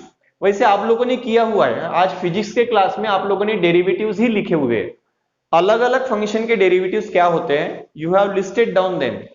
तो वो कंप्लीट आपको समझे है क्या, या फिर से हमें समझना पड़ेगा, आप लोग मुझे बता सकते हैं, ठीक है ना। I will need your input for that, कि वो जो आज फिजिक्स के इस क्लास में आप लोगों ने डेरिवेटिव्स के, उसको हम फॉर्मूले भी बोल सकते हैं, वो डेरिवेटिव्स के फॉर्मूले है आपके लिए, वो आपको समझे है क्या। अगर आप उसके साथ क्लियर हो तो कोई इश्यू नहीं है। आकाश शैक के लिए समझा है, प्राची का कहना है कि फिर से बताना है। ओके ठीक है ना, कोई इश्यू नहीं है, ठीक है, हमें समझना इंपॉर्टेंट है। चलिए, तो हम क्या करते हैं, हमें डिफरेंशिएशन करना है ना, तो हम डिफरेंशिएशन के लिए पहले कुछ स्टैंडर्ड फंक्शंस की डेरिवेटिव हम लिख लेते हैं। ओके चलिए, तो अपना नेक्स्ट पॉइंट रहेगा derivatives of some standard function. चलिए, derivatives of some standard function, कुछ स्टैंडर्ड फंक्शंस के हम डेरिवेटिव लिख लेते हैं, ठीक है। आपके पास लिस्ट होगा तो आप वो लिस्ट यूज कर सकते हैं, सेम समझ ले सकते हैं, समझ भी सकते हैं। चलिए, एक एक डेरिवेटिव्स के पास जाएंगे हम। एक बार हमेशा याद रखिए, we are taking y is equal to f of x, है ना, we are considering y is equal to f of x, so that's why we are taking derivative with respect to x। तो हर बार with respect to x ही लेना पड़ेगा क्या, नहीं, it depends on variable which you are using. Okay, आपके पास कौन सा है उस पर डिपेंड करेगा। मुझे अगर p का डेरिवेटिव निकालना है विथ रिस्पेक्ट टू q, तो मैं क्या लूंगा, मैं dp बाई dq लूंगा। ओके, मुझे y का derivative with respect to x निकालना है तो मैं क्या लूंगा, dy बाई dx लूंगा, बराबर है। किसी ने अगर दे दिया कि चलिए भाई आपका ना z का डेरिवेटिव निकालना है विथ रिस्पेक्ट टू y, तो मैं क्या करूंगा, मैं dz बाई dy लूंगा। ओके, हम फॉर्मूले जो लिख रहे हैं वो किस कंसर्न में लिख रहे हैं, टेकिंग इंडिपेंडेंट वेरिएबल x, कि इंडिपेंडेंट वेरिएबल x है ये मान के हम डेरिवेटिव निकाल रहे हैं। Okay, so y is equal to f of x मैंने इसीलिए लिखा हुआ है, तो y रहेगा, ऐसा नहीं है, आप x के करस्पॉन्ड में लिख रहे हो, ये याद रखिए, x के रिस्पेक्ट में हम डेरिवेटिव निकाल रहे हैं, तो मैं इसको ddx बोल देता हूं, ठीक है, ddx of k। Okay, so k is any constant, मेरे लिए k तो कोई भी एक कांस्टेंट है। अब मुझे बताइए, जो क्वांटिटी ऑलरेडी कांस्टेंट है और मैं डेरिवेटिव निकाल रहा हूं, मतलब मैं क्या कर रहा हूं, रेट ऑफ चेंज निकाल रहा हूं। भाई जो कांस्टेंट है उसमें चेंज क्या होगा, चेंज तो वेरिएबल होगा ना, जो चेंज होता है उसको हम वेरिएबल बोलते हैं। जो चेंज ही नहीं होने वाला है, आप उसको अभी किसी का भी कांस्टेंट का रेट ऑफ चेंज निकाल लीजिए, तो constant is a fix quantity, वो तो फिक्स है, वो बदलने वाला नहीं है, तो उसमें चेंज होगा ही नहीं, तो उसका रेट ऑफ चेंज क्या आएगा, तो obviously rate of change of any constant quantity is zero, वो तो हमारे लिए जीरो हो जाएगा, है ना। So derivative of any constant, k is any constant, where k is constant. Okay, so k अगर कांस्टेंट है तो उसका डेरिवेटिव जीरो रहेगा। कांस्टेंट यानी क्या, जैसे मान लीजिए मुझे अगर डेरिवेटिव ऑफ फाई निकालना है, तो phi is a constant, phi तो चेंज होने वाला नहीं है, अगर वो चेंज नहीं होगा तो उसका डेरिवेटिव तो जीरो हो जाएगा, मेरे लिए तो वैल्यू जीरो हो गया, है ना। अगर आपको डेरिवेटिव ऑफ 10 निकालना है, अगेन जीरो। आपको डेरिवेटिव ऑफ -5 निकालना है, अगेन जीरो, उसका डेरिवेटिव ऑब्वियसली जीरो रहेगा, ठीक है। आपको कभी डेरिवेटिव ऑफ 3/5 निकालना है, again zero, 3/5 is a constant value, ठीक है। सो अगर मेरे लिए कोई भी कांस्टेंट डिफाइंड है, कांस्टेंट पता है, तो उसका जो डेरिवेटिव होगा that will be obviously zero, वो हमेशा जीरो रहेगा। So be aware, derivative of a constant is a zero. Okay, चलिए, अब अगर आपको किसी ऑल्जेब्रिक क्वांटिटी का निकालना है, कोई भी ऑल्जेब्रिक क्वांटिटी है इस टाइप के फॉर्म में, चलिए, derivative of x to the power n, x to the power n, ठीक है ना। तो x का पावर अगर कोई n दिया है तो you can find its derivative by n into x to the power n minus one. इस तरीके से मुझे उसका डेरिवेटिव मिल जाएगा, ठीक है। So derivative of x to the power n is n into x to the power n minus one, इस तरीके से। ओके, अब x का पावर कुछ भी हो सकता है ना, इस कैन बी एनी वैल्यू। तो अगर ये एनी वैल्यू होता है तो देखिए इसका ही स्पेसिफाइड हम क्या लिखते हैं, इसी सेम रूल का एप्लीकेशन, लेकिन हम डायरेक्टली लिख लेते हैं क्योंकि बहुत बार इसका काम आता है। जैसे मुझे डेरिवेटिव ऑफ x निकालना है, तो क्या होगा डेरिवेटिव ऑफ x, तो x अगर है तो x टू द पावर तो 1 हो गया। अब derivative of x to the power 1 क्या बनेगा, ये हमारा रूल है, x to the power n है तो n into x to the power n minus one. अब देखते हैं x टू द पावर 1 है तो क्या बनेगा n, तो ये जो 1 है वो सामने आएगा 1 into x to the power 1 minus one, that is 1 into x to the power 0, बराबर है। और किसी भी वैल्यू का पावर 0 कब होता है, तो zeroth power of any quantity is always 1, वो तो 1 होता है, तो 1 इंटू 1 विल बिकम 1, तो derivative of x is always 1। इसी रूल का एप्लीकेशन किया, ठीक है। अब कोई एक्स स्क्वायर नहीं निकालेंगे हम कि एक्स स्क्वायर का डेरिवेटिव क्या होता है, तो by this you can experience, ये एक सेम रूल है। इस रूल को आप x के पावर में कुछ भी वैल्यू आएगा, पॉलिनोमियल वैल्यू आएगा, तो उसको आप यूज करके फाइंड कर सकते हैं,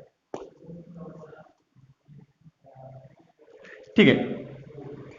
सिर्फ एक और क्वांटिटी हम लिख लेते हैं कि चलिए मुझे डेरिवेटिव ऑफ रूट एक्स निकालना है कभी, I want to find the derivative of root x.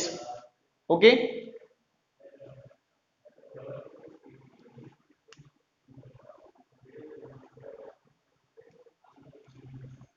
सृष्टि का एक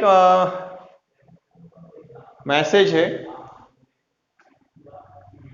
अच्छा Srishti, I think you left one, ठीक है। चलिए, so derivative of x is 1, ठीक है, आप एक्स का डेरिवेटिव 1 निकाल सकते हो।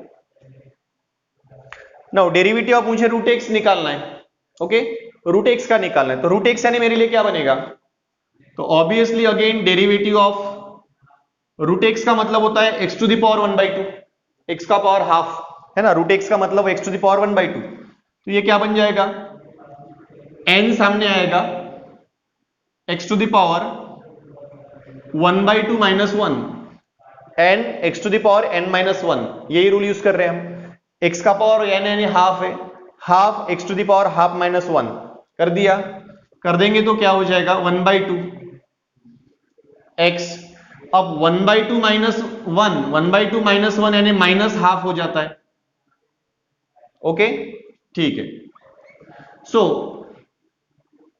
1 अपॉन डिनोमिनेटर में 2 है तो 2 वैसे रखेंगे अपन। अब x का पावर माइनस हाफ यानी क्या होता है, माइनस हाफ यानी डिनोमिनेटर में 1/2, ये माइनस हाफ को अगर हम डिनोमिनेटर में लेके जाते हैं तो वो प्लस बन जाता है, so it is half, it clearly means 1/2 root x. X का पावर फिर से 1/2 यानी 1/2 रूट एक्स, तो हम इतना कुछ याद नहीं रखे तो भी चलेगा, you simply remember it is 1/2 root x, ठीक है, ये 1/2 रूट एक्स होता है।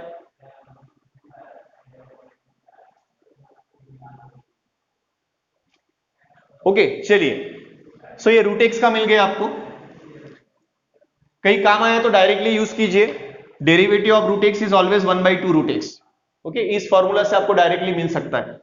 चलिए, अगर मुझे कभी ऐसा काम आ गया, से 1/रूट एक्स का काम आ गया, ठीक है, थोड़ा स्पेसिफाइड करके लिख रहे हैं क्योंकि ये अगर आप ओरली कर लेंगे ना तो डेरिवेटिव में कोई तकलीफ नहीं जाएंगे। हर बार आपका पास 1/रूट एक्स आया तो निकालते बैठो डेरिवेटिव, चेक करके देखो, ऐसा करने से अच्छा है it is obviously you use it directly. अब 1/रूट एक्स का मतलब क्या होता है, one by root x means x to the power minus half, x to the power minus half, ये रूल यूज करेंगे तो क्या होगा, -1/2 x to the power minus half minus 1, ठीक है। अकॉर्डिंग टू दिस रूल ये minus half x to the power minus half minus 1, तो मेरे लिए क्या बन जाता है -1/2 into x to the power -3/2, minus half minus 1 यानी -3/2, ठीक है, कैलकुलेशन कर लो। सो ये अगर -3/2 बन गया तो इसको डिनोमिनेटर में लेके जाएंगे तो +3/2 होगा, ठीक है। सो -1/2। अब कुछ चीजें लिखूंगा नहीं, सिर्फ एक्सप्लेन करूंगा आपको, समझ लो आप लोग। सो x टू द पावर -3/2 को मैं अगर डिनोमिनेटर में लेके जाता हूं तो वो हो जाता है x to the power 3/2 +3/2। x का पावर डिनोमिनेटर में +3/2। अब x का पावर +3/2, x का पावर 3/2, इसका मतलब क्या होता है? It is always x√x। x का पावर 3/2 का मतलब होता है x√x। So it is -1/2x√x। Okay, या तो आप -1/-1/2 x टू द पावर 3/2 लिख सकते हैं, या फिर आप 2x√x भी लिख सकते हैं। कभी ये आया तो याद रखना है। Then ddx of 1/x।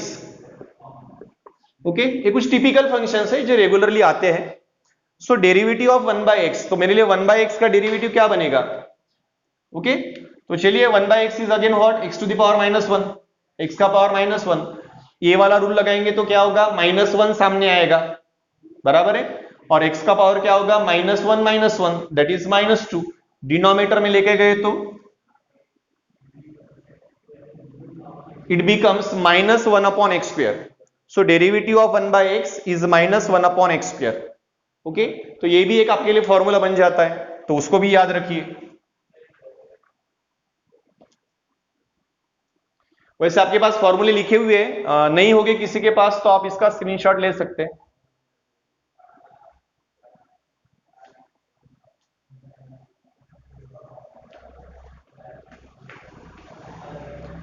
Okay, if it is done, सब लोगों ने लिया हुआ है ऐसा मैं कंसीडर करता हूं, ठीक है। या फिर ऑलरेडी आपके पास लिख के होंगे फॉर्मूले, तो फिर से रिपीट मत करो, समझ के आगे चलो। ओके, देखिए यहां तक मैंने जितने भी लिखे ना, सब ऑलजेब्रिक फंक्शन है, ऑलजेब्रिक और पॉलिनोमियल फॉर्म में आने वाले फंक्शंस है। चलिए नेक्स्ट आगे बढ़ते। मान लीजिए मेरे पास कोई एक कांस्टेंट है और कांस्टेंट का पावर वेरिएबल है। ओके, एक चीज और समझ लीजिए आप, जैसे आपके पास x² and 2 to the power x, ये दोनों चीजों में डिफरेंस है, ठीक है ना, बोथ आर डिफरेंट। x² बन जाता है पॉलिनोमियल फंक्शन, तो x² के लिए आप क्या यूज करेंगे? x to the power n। ये x to the power n है, बट ये क्या है? n to the power x है, तो ये हमारे लिए एक्सपोनेंशियल फंक्शन बन जाता है। This is called as exponential. जहां इंडेक्स में, पावर में अगर वेरिएबल आता है, किसी भी नंबर के पावर में अगर वेरिएबल आता है, कांस्टेंट का पावर अगर वेरिएबल है तो इट्स अ एक्सपोनेंशियल, और वेरिएबल का पावर कांस्टेंट है तो इट्स अ पॉलिनोमियल और अलजेब्रिक बोल दीजिए, सिंपल वे उसको हम अलजेब्रिक फंक्शन बोल देंगे। सो ये अलजेब्रिक बन जाता है, तो ये हमारे लिए एक्सपोनेंशियल बन जाता है, ठीक है। तो ये एक्सपोनेंशियल फंक्शन है, तो मैं 2 के जगह पे कोई भी कांस्टेंट ले लिया, ए इज यानी जनरल कांस्टेंट, ए का वैल्यू 2 हो सकता है, 5 हो सकता है, 7 हो सकता है, कुछ भी हो सकता है, इट्स एनी कांस्टेंट। सो अगर a to the power x का डेरिवेटिव है तो this is always given as a to the power x log a। okay, so derivative of a to the power x is given as a to the power x log a, ठीक है। so log is also a quantity, वो भी हमारे लिए एक mathematical quantity है। okay, so a to the power x log a, this is the derivative। okay, जो maths वाले होंगे उनके लिए शायद लॉगरिथम इंट्रोड्यूस है, पता है।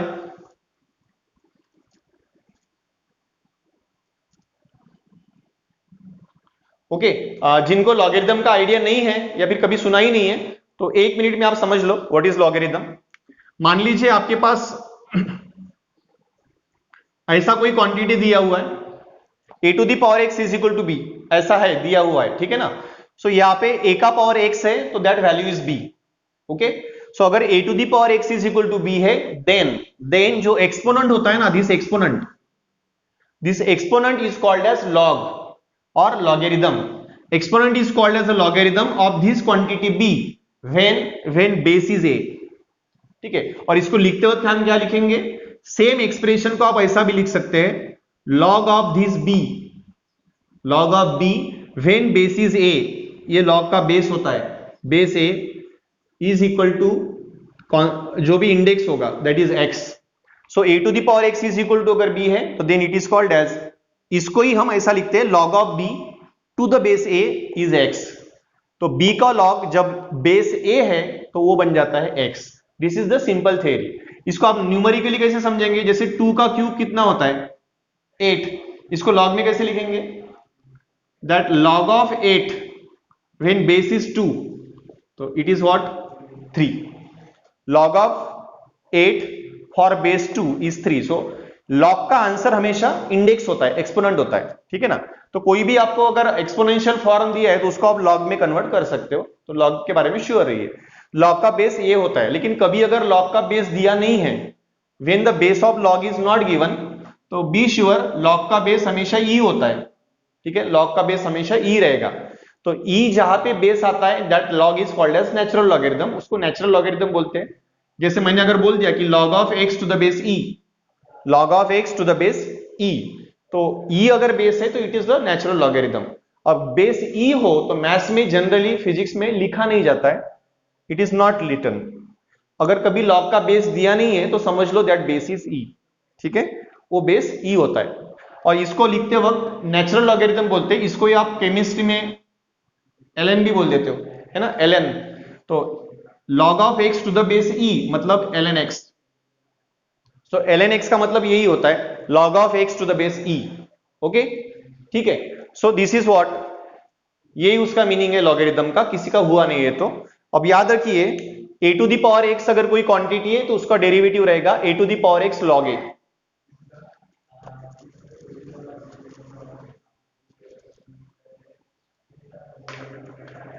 ओके, चलिए उसके और आगे चलते हैं। मान लीजिए मुझे डेरिवेटिव निकालना है e to the power x का। अगर कभी e to the power x आता है आपके पास, so derivative of e to the power x is itself e to the power x। वो खुद e to the power x ही होता है, ठीक है? So e is any, e कौन है? तो e is a irrational number, एक इरेशनल नंबर एक्चुअली, ठीक है? 2.78 ऐसा कुछ उसका वैल्यू रहेगा। तो 2.2 से ग्रेटर एक वैल्यू मान लीजिए आप, फिलहाल आपको अगर आइडिया नहीं है तो। So e is a irrational number, तो e to the power x अगर आया तो डेरिवेटिव भी e to the power x ही होगा। चलिए, लॉगरिथमिक फंक्शन अगर आपके पास आता है, मैंने बेस नहीं लिखा है मतलब it is e। So derivative of log x is always 1/x। तो ये हमेशा 1/x होता है log का बेस। ओके, चलिए। सो log का डेरिवेटिव, नॉट बेस, log का डेरिवेटिव दैट इज 1/x। अगर डेरिवेटिव ऑफ log x निकालेंगे तो वह 1/x ही आएगा, ठीक है? तो ये हमारे लिए लॉगरिथमिक फंक्शन का डेरिवेटिव हो गया। वैसे आपको बहुत से बार ट्रिग्नोमेट्रिक फंक्शन का काम आएगा।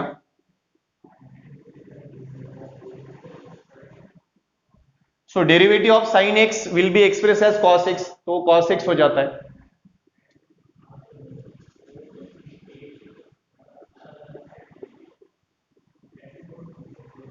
Then derivative of cos x becomes minus sine x, वो माइनस ऑफ साइन x होता है, ठीक है? तो ये भी याद रखिए।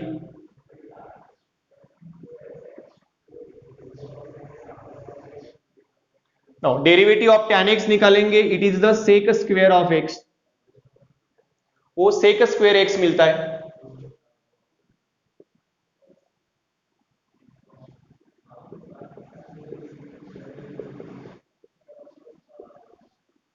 देन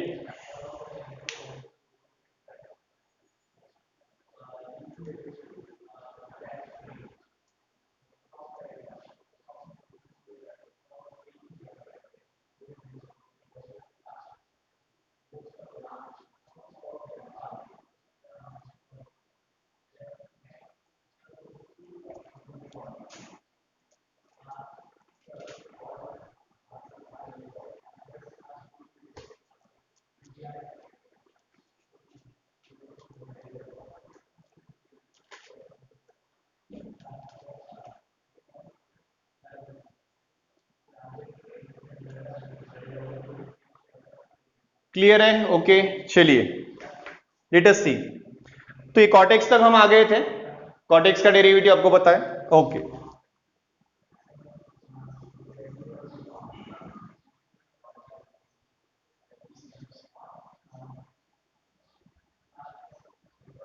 ओके, बाकी लोग ज्वाइन हो रहे हैं, लेट देम ज्वाइन। ओके, मैं लिख लेता हूं, फॉर्मूला ही तो लिखना है, ठीक है? So derivative of cot x हमें पता है। मान लीजिए आपको सेक एक्स का निकालना है। So derivative of sec x is what? It is sec x into tan x. Okay, sec x into tan x हो जाएगा। इसका भी स्क्रीनशॉट लेना है तो आप लोग ले सकते हो।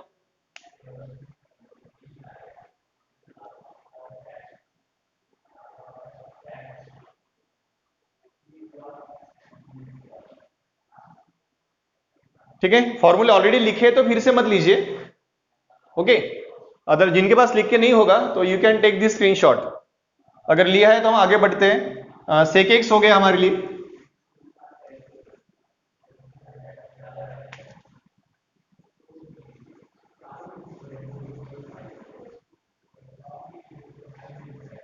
सो derivative of cosec x is minus cosec x into cot x.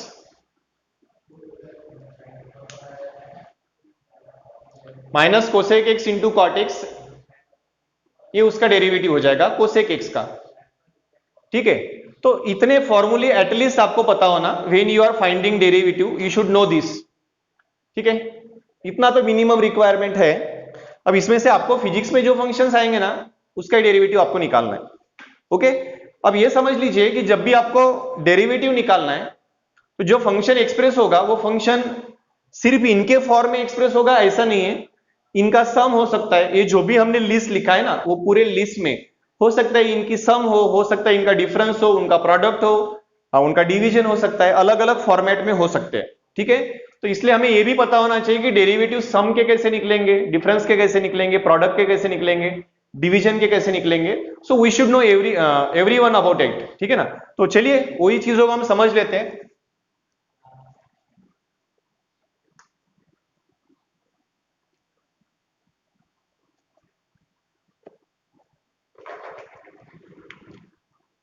तो फर्स्ट वन,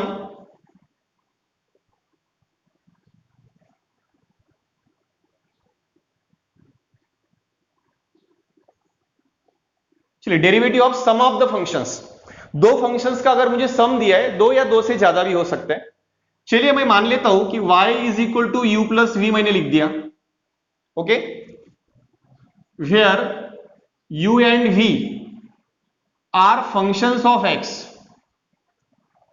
ओके, चलिए अगर मुझे y is equal to u plus v भी दिया हुआ है, यानी y हमारे लिए कोई फंक्शन है, बट इसका फंक्शन जो एक्सप्रेस हुआ है वो दो फंक्शन के सम के फॉर्म में हुआ है, दोनों के सम का एक्सप्रेस हुआ है।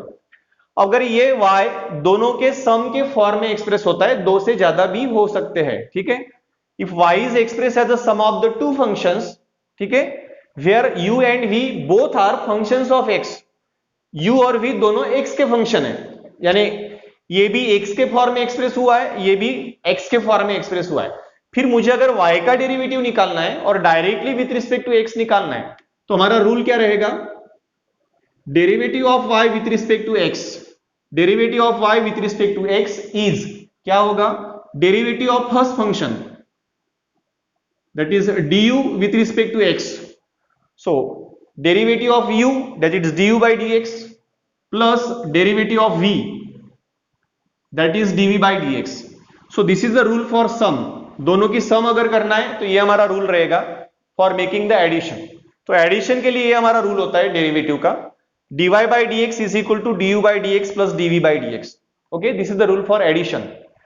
अगर मुझे सब्ट्रैक्शन के लिए या फिर डिफरेंस के लिए अगर रूल यूज करना है तो यहां पे देखिए y is equal to u minus v हो जाएगा। Okay, so rule for the derivative of difference of the two function, दो फंक्शन के डिफरेंस के लिए, तो क्या हो जाएगा? That is dy by dx, derivative of y with respect to x is equal to derivative of u, यानी ये हो जाता है du by dx minus dv by dx। This is what the rule for subtraction. और rule simple है, कुछ tension नहीं लेना है। दो फंक्शन के एडिशन है, एडिशन का डेरिवेटिव यानी derivative of first function plus derivative of second function, ये हो गया रूल। पहले का डेरिवेटिव प्लस दूसरे का डेरिवेटिव, बस सिंपल। अगर मुझे सब्ट्रैक्शन का निकालना है तो derivative of first minus derivative of second, this will be the rule. ये हमारे लिए रूल बनेगा। So this is how we can find the derivatives of sum and the differences. Sum है तो ऐसे निकाल सकते हैं, डिफरेंस है तो ऐसे निकालेंगे। ओके ओके, चलिए वही अगर मान ले मेरे पास प्रोडक्ट आता है,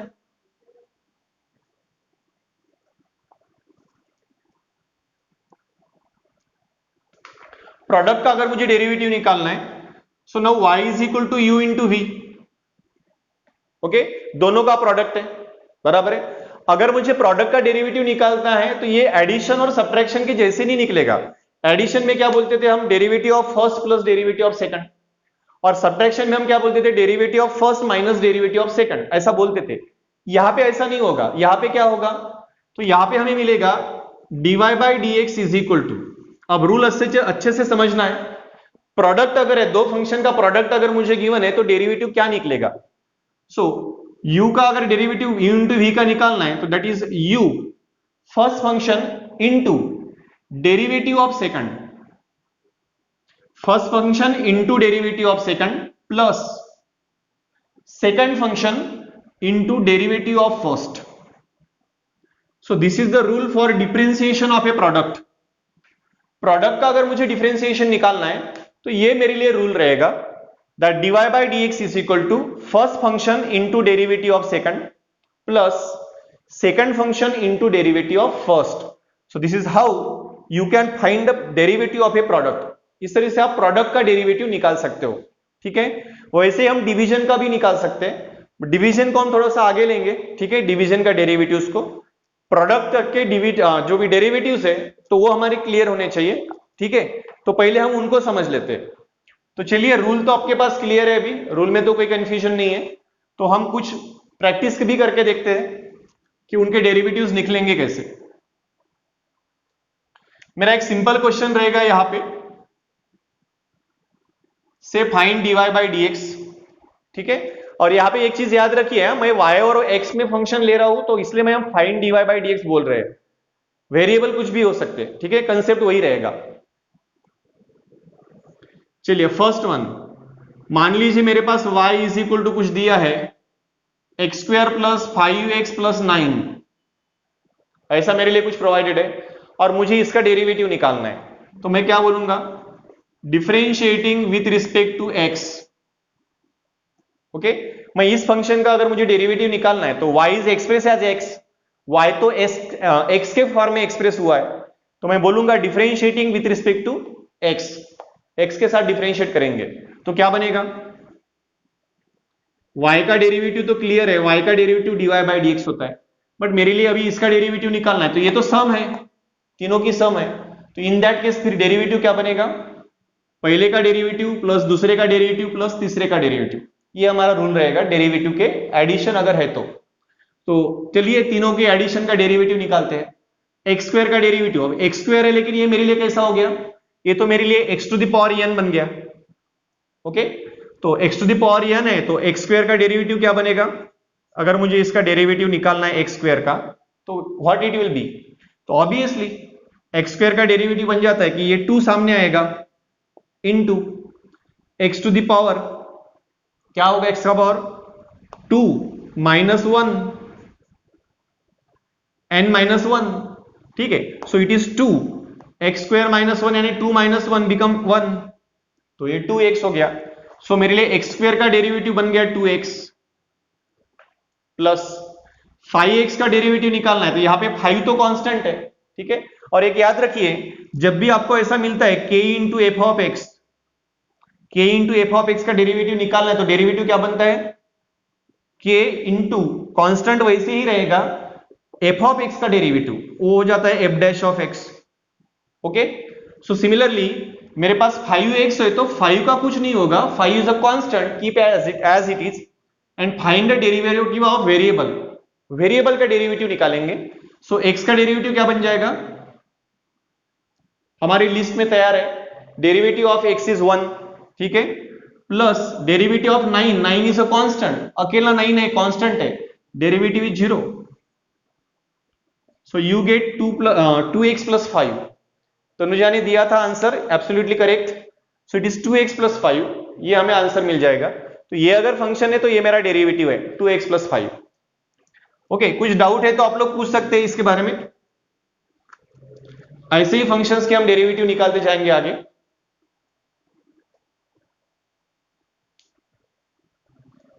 हाँ, किसी का डाउट है तो यू कैन आस्क, अगर नहीं है तो आगे चलते हैं। चलिए, नो डाउट।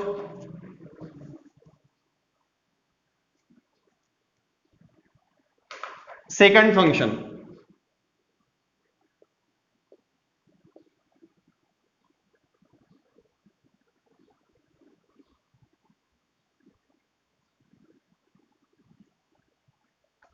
ये कोई फंक्शन है हमारे पास, okay. 5x⁴ minus 3x³ plus 2x² plus 10x minus 15। तो ये अगर मेरे पास फंक्शन है तो again I will differentiate it, differentiating with respect to x again, ठीक है। x के रिस्पेक्ट में उसको डिफरेंशिएट करते हैं तो dy बाई dx बन जाएगा इज इक्वल टू, अब 5x⁴ का डेरिवेटिव निकाल लो, क्या बनेगा। फिर से हमारा वही रूल है, 5 तो कांस्टेंट है, 5 ऐसे ही रहेगा, x⁴ का डेरिवेटिव निकलेगा, ओके। x⁴ का डेरिवेटिव क्या निकलता है, चलो मैं इसको ब्रैकेट में लिखता हूं, 4 सामने आएगा इंटू x⁴ माइनस 1 हो जाएगा, 4 माइनस 1 तो दैट इज 3। सो 5x⁴ का डेरिवेटिव निकलता है दैट इज 4x⁴ माइनस 1। तो वो जितना भी पावर है ना उसको 1 से कम कर देने का, उसको सामने लाने का और उसको 1 से कम कर दो, you get the derivative, so 4x³। अब देखो माइनस भी इसमें ही आ गया मेरे पास, तो माइनस की कोई सेपरेट से प्रॉब्लम पढ़ना जरूरी नहीं है, माइनस है तो -3 कांस्टेंट है इंटू x³ का डेरिवेटिव, फिर से वही लॉजिक, 3 सामने, 3 को 1 से कम कर दो, सो डेरिवेटिव हो जाता है 3x² प्लस प्लस है तो प्लस 2x², 2 तो कांस्टेंट है, अब x² का डेरिवेटिव हो जाता है 2x, 10x,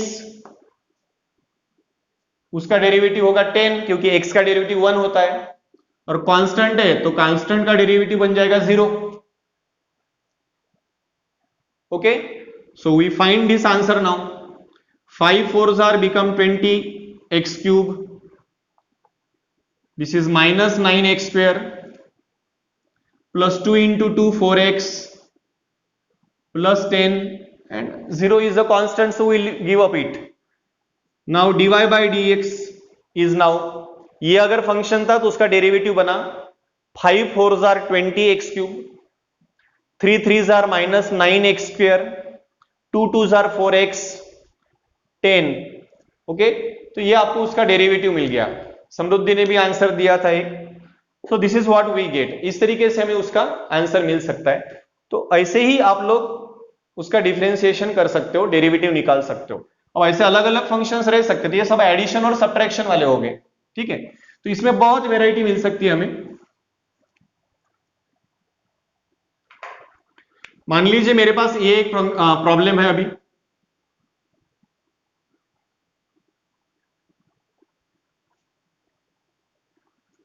चलिए √x प्लस 1/√x का डेरिवेटिव निकालना है।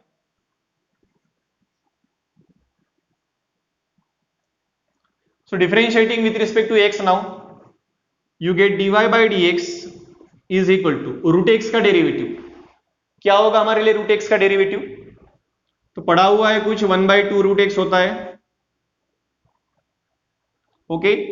1/√x का डेरिवेटिव निकाल लो, कितना होता है, माइनस कितना 1/2x√x,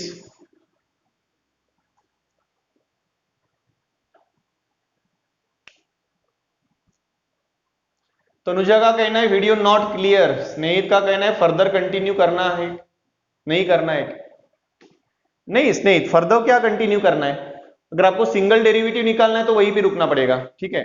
फिर से डबल डेरिवेटिव निकालना है तो फिर आपको आगे जाना पड़ेगा।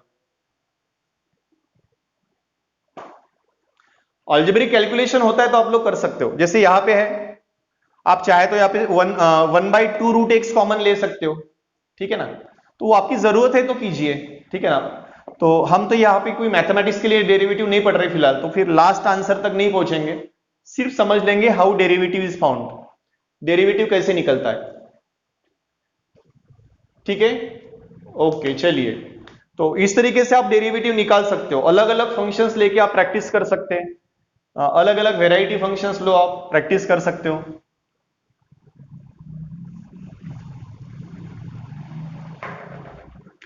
मान लीजिए मेरे पास ऐसा कुछ है,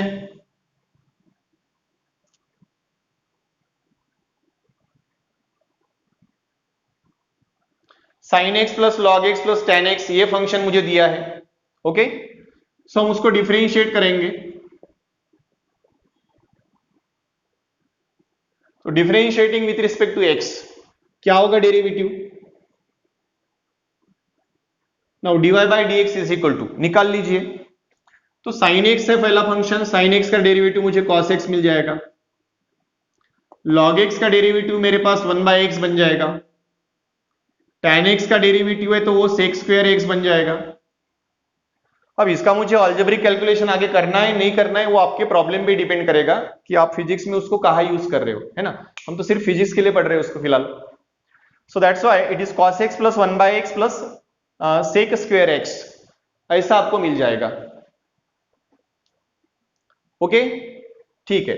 तो अब जितना आपके पास फॉर्मूला की लिस्ट अवेलेबल है ना, उसमें से कोई भी फंक्शन यहाँ पे आ सकता है, उसकी एडिशन, उसका सब्ट्रैक्शन, ऐसा कुछ भी हो सकता है। प्रोडक्ट रहा तो प्रोडक्ट का भी रूल आपके पास अवेलेबल है, ठीक है। तो हम कुछ प्रोडक्ट भी करके देख लेते हैं।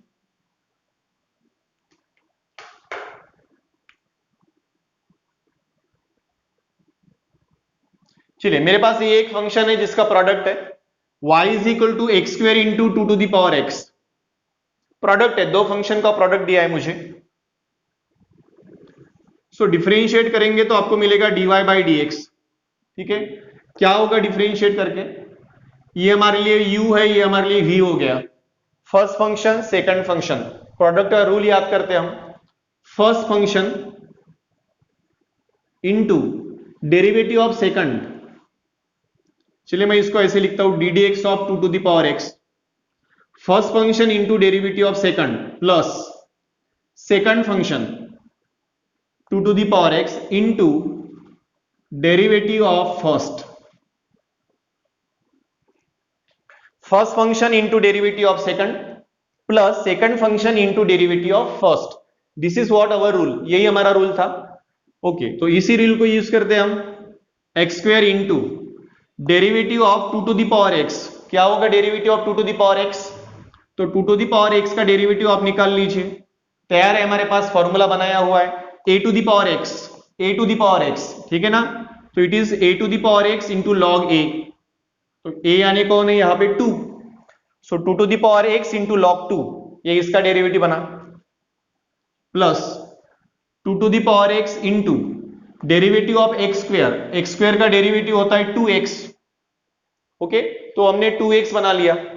अब देखिए ये मेरे लिए डेरिवेटिव मिल गया। अब इस पे मुझे क्या आगे चल के अलजेब्रिक ऑपरेशन करना है, वो अपना चॉइस है, वो रिक्वायरमेंट क्या रहेगा आपको प्रॉब्लम में, उस पर डिपेंड करेगा। तो आप यहाँ पे एक्स स्क्वायर है तो यहाँ पे x है, तो x से x कॉमन जाता है, two to the power x, two to the power x, ये भी कॉमन जाता है ना। तो कॉमन निकालना है, निकालना नहीं निकालना है, ये सब आपको फिजिक्स में कहाँ पे डिपेंड करेगा कि आपकी रिक्वायरमेंट क्या है, आपका कैलकुलेशन क्या होगा।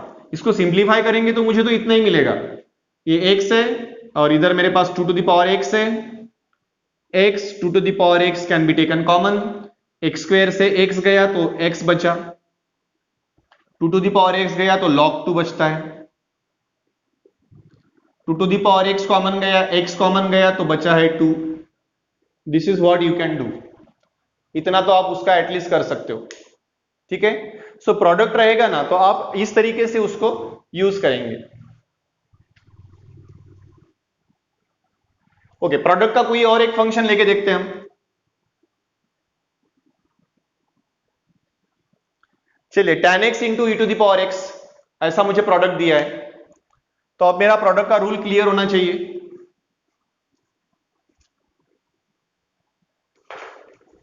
ठीक है, क्या होगा प्रोडक्ट का rule? tan x into e to the power x। So अपना रूल वही है, differentiating with respect to x करने के बाद first function into derivative of second plus second function into derivative of first. Okay, first function into derivative of second plus second function into derivative of first. Now apply, आपको जिसके जिसके derivatives पता है वो निकाल लीजिए। tan x into derivative of e to the power x becomes e to the power x plus e to the power x into derivative of tan x that is sec square x। Okay, so tan x into e to the power x plus e to the power x into sec square x बन गया मेरे लिए derivative. आप चाहे तो e to the power x common ले लो, है ना, यहां से e to the power x common लेंगे तो बचेगा क्या, tan x plus sec square x। So that's what your derivative is, यही आपका डेरिवेटिव रहेगा। यानी अगर मुझे प्रोडक्ट दिया है दोनों का तो मैं इस तरीके से उसका डिफरेंशिएशन कर सकता हूं। ओके, एडिशन, सब्ट्रैक्शन और प्रोडक्ट, ये तीनों में अगर कुछ कंफ्यूजन है, कुछ डाउट्स है तो आप लोग पूछ सकते हो।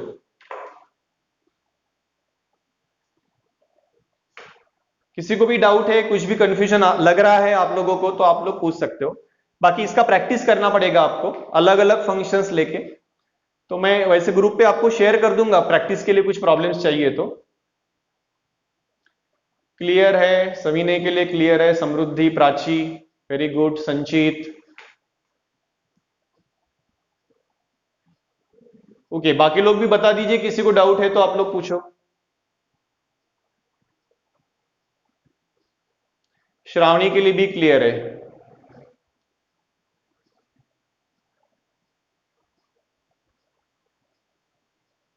गौरी के लिए भी क्लियर है? ओके चलिए ठीक है, सब लोगों के लिए अगर क्लियर है ना तो नो इश्यू। कुछ प्रॉब्लम तो मैं यही आपको लिख देता हूं, जस्ट आप प्रैक्टिस कीजिए। फंक्शंस लिख देता हूं, प्रैक्टिस करके देख लीजिए।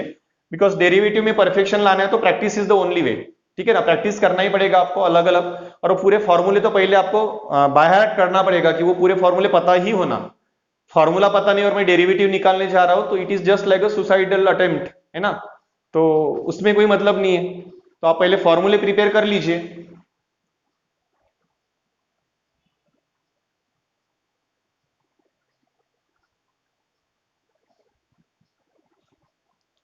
हाँ हाँ तनुजा, वो मिल जाएगा, ठीक है। I am working on that, don't worry. Okay चलिए।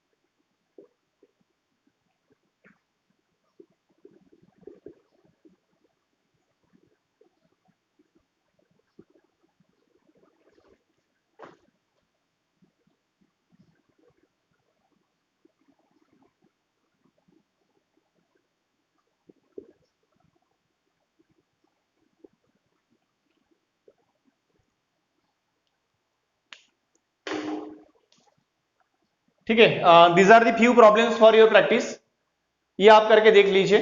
ओके, इससे आपको परफेक्ट करना है। तो हमने सिर्फ कहां तक पढ़ा है, एडिशन, सब्ट्रैक्शन, प्रोडक्ट, इनके डेरिवेटिव्स कैसे निकालना है। डिवीजन का डेरिवेटिव्स ये आगे कल कंटिन्यू करेंगे अपन, ठीक है। So we are going to stop here for the day, आज यहीं पे रुकते हैं और कल इसको आगे और कंटिन्यू करेंगे।